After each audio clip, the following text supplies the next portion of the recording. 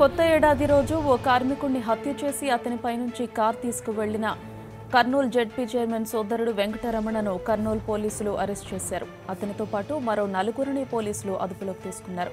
దీనిపై పూర్తి వివరాలు మా కరెస్పాండెంట్ లోకేష్ అడిగి తెలుసుకుందాం. లోకేష్, చెప్పండి, దీనికి సంబంధించి మీ దగ్గర ఉన్న లేటెస్ట్ ఇన్ఫో ఏంటి? గౌతమి, పంచలింగాల వద్ద ఉన్న పంజాబ్ డాబాలో పనిచేస్తున్న కార్మికుడు కరణ్ పై అతి దారుణంగా కారు ఎక్కించడమే కాకుండా అతని మృతుని కారకులైన కర్నూలు జిల్లా జెడ్పీ చైర్మన్ సోదరుడైన మల్లాల వెంకటరమణతో పాటు నలుగురు వ్యక్తులను నిన్న రాత్రి పోలీసులు అదుపులో తీసుకొని రిమాండ్ కు తరలించడం జరిగింది. నూతన సంవత్సరం రోజున ఈ మల్లాల వెంకటరమణతో పాటు నలుగురు వ్యక్తులు మద్యం సేవించి ఈ పంజాబ్ డాబాకు వెళ్లడం జరిగింది. అక్కడ మద్యంతో పాటు తిన్న తిండికి డబ్బులు కట్టకుండా కారులో వెళ్తుండగా ఆ కార్మికుడైన కరణ్ అడ్డుపడడం జరిగింది. వీళ్ళు ఆగ్రహంతో అదే మద్యం మత్తులో అతనిపై కారు ఎక్కించారు.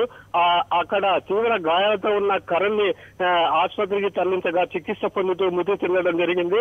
అయితే ఈ కేసును పక్కదావ పట్టించేందుకు ప్రయత్నాలు చేసినప్పటికీ ఆ డాబా నిర్వాహకుడు కేసు పెట్టడంతోనే పోలీసులు కొద్దిగా జాప్యం చేశారని తెలిసింది.